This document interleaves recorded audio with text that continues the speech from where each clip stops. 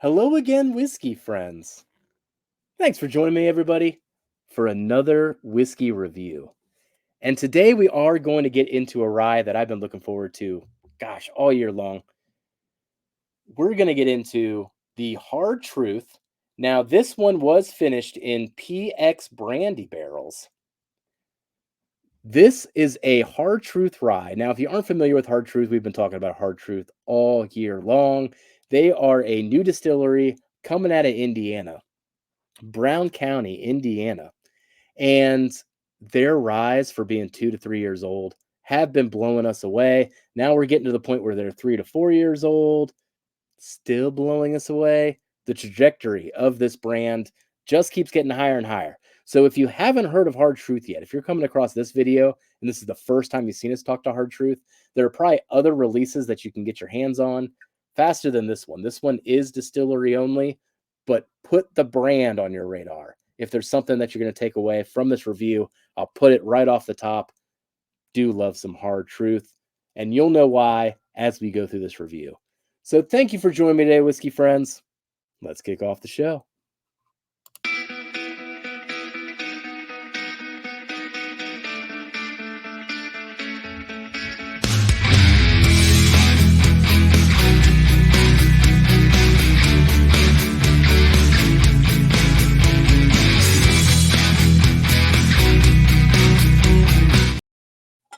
All right, let's get a pour there.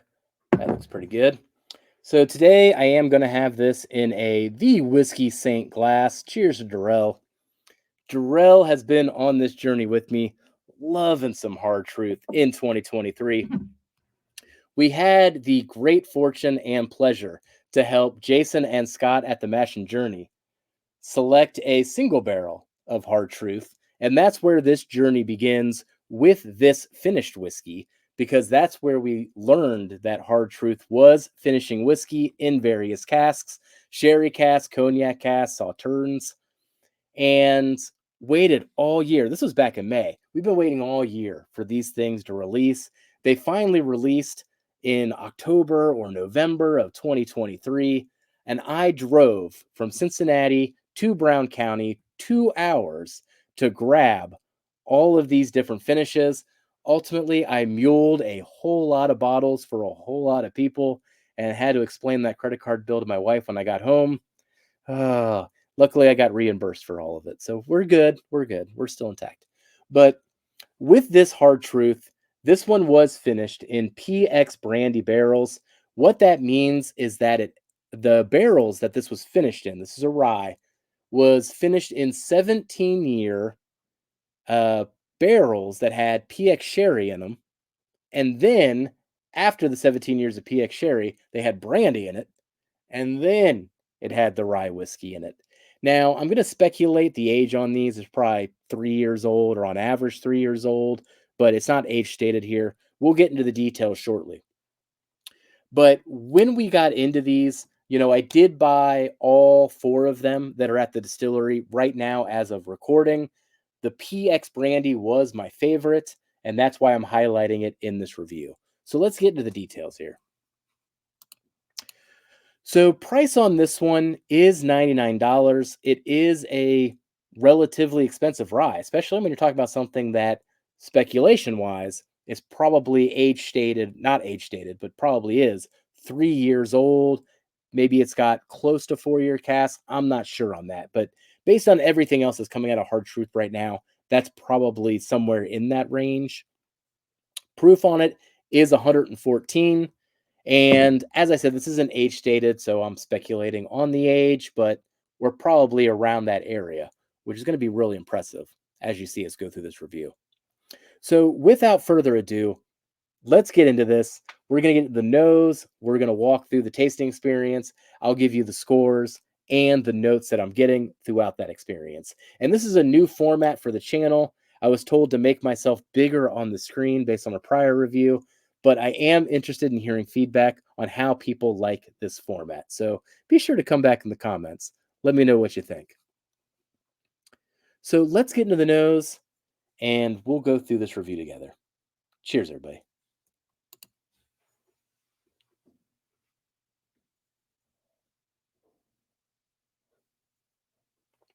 Man, I do like this nose quite a bit. The first thought that comes to mind is molasses. This dark molasses kind of lends this deep bass to this whole nose.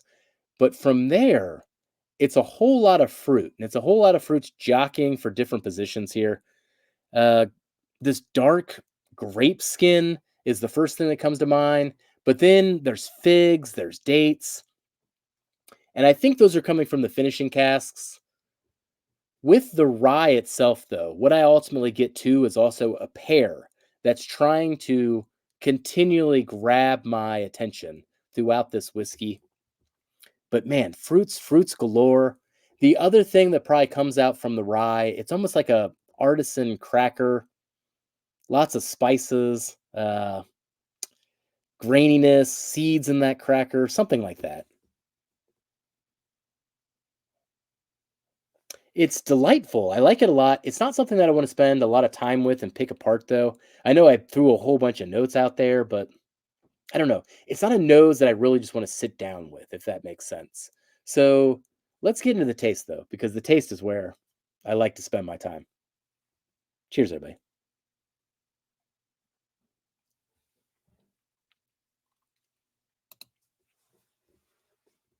Hmm. Lot of initial flavors come through. Gosh, they are all fruit driven.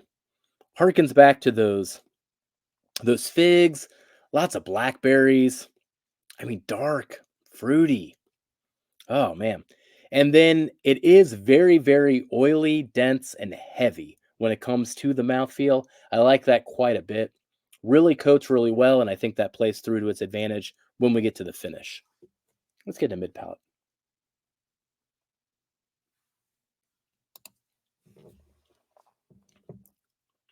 Oh yeah. Everything escalates once you get midway through this experience here. Oh man, that finish is really distracting. The As we get through the mid palate here, man, everything escalates, those fruits escalates. This is a fruit bomb. Blackberries, figs, dark cherry. Gosh, grapes again. It just keeps going and going and going with those great with those fruity flavors. It's very actually impressive for a rye. For a rye to take on that much fruit, I think is actually kind of rare.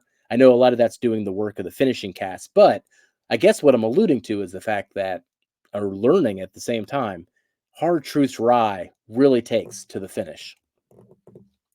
By Gosh, the tail of the mid palate here, I think, is where the rye starts trying to fight through for some attention. White pepper really starts shining through, clove. It's that general spiciness, and that starts balancing through all of that sweet and sourness of the fruits that I'm calling out. Let's get into the finish, though. This is where this thing really starts to shine.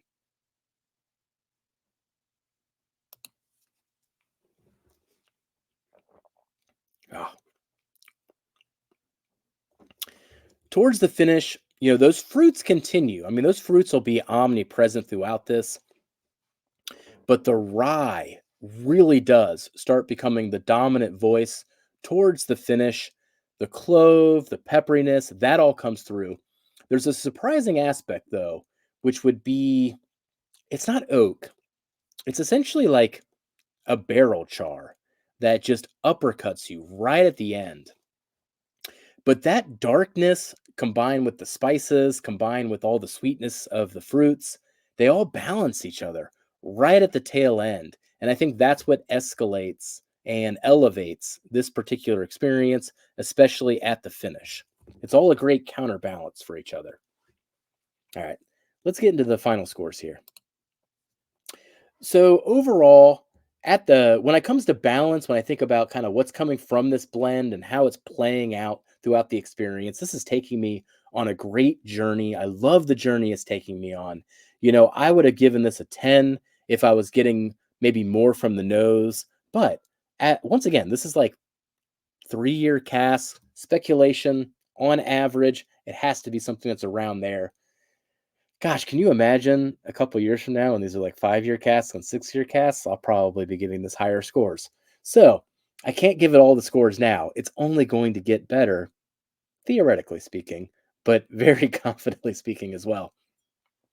Now, on the value, I did give it a 9. I teetered between an 8 and a 9 on this one. The thing that swayed me to the 9 versus ultimately giving it the 8 was the fact that I kind of want a backup of this PX Brandy. I want to buy some even for some gifts to people, to show other people this bottle. This is the only one I have.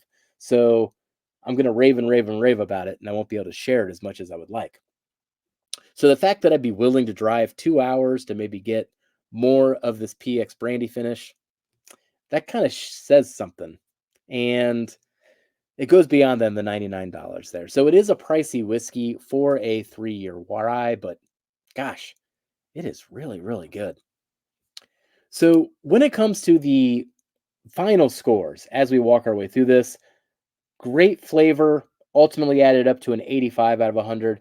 Experience, 84 out of 100. And then the value, 90 out of 100.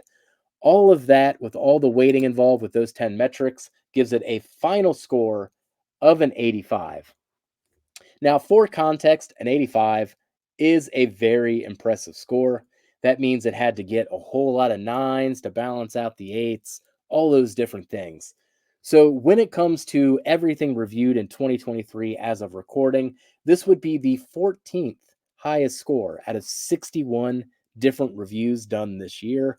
Now, there's actually a little bit of a log jam when it comes to 85, so it's tied there, but I gave it the benefit of the doubt for the 14. And then when it comes to an all-time rank, so not just things that were released in 2023, but any review that I've done thus far this year, it ranks 29 out of 112. So we are talking about a very impressive pour, something that is on the higher tier in terms of the things that I drink myself. So that's coming with a recommend from me. So if you are anywhere within driving distance of the distillery, as of recording in December of 2023, still on the shelf, I do recommend you grab it while you can. They only did 2 barrels of this. So how many bottles is that? Maybe 3, maybe 400? Hard to say. Depends on the size of the cask and the size of the finishing cask. When they say barrels, I'm not sure if that's the rye or if that's the finishing cask. Either way, you see where I stand on this particular pour. Little head over heels over. And yet another good release from Hard Truth. So that comes to the conclusion then for the Hard Truth. Once again, this one is the one finished in PX Brandy. I'll throw the label up on the screen here so you have a chance to see it one last time if you are in the area to get this by the distillery. Now, while this is a relatively limited release, if you go by the distillery, you can go and grab it. I grabbed it a couple weeks after its release, just for context there. So it's not something that I had to wait in line for or something that was a lottery. They're out there. But with that said, I think the thing that I want people to take away from this one, A, Hard Truth, trajectory going up. But this rye also takes to a finish extremely well. So I am really excited to see what type of experiments they do in the future. So Hard Truth, keep doing what you do, and we'll keep raving about you. So that concludes today's review. Let me know what you think about this format, everybody. And if you've had a chance to try any of these Hard Truths that were finished in various casks, I'd love to know what you think in the comments. So thank you for joining me today, whiskey friends. I'll catch you on the next one. Goodbye, everybody. Jeff, just be friends with me. But you have these whiskey friends, and you say hello again. Oh, Jeffrey, you should just be friends with me. But you have these whiskey friends, and you say hello again.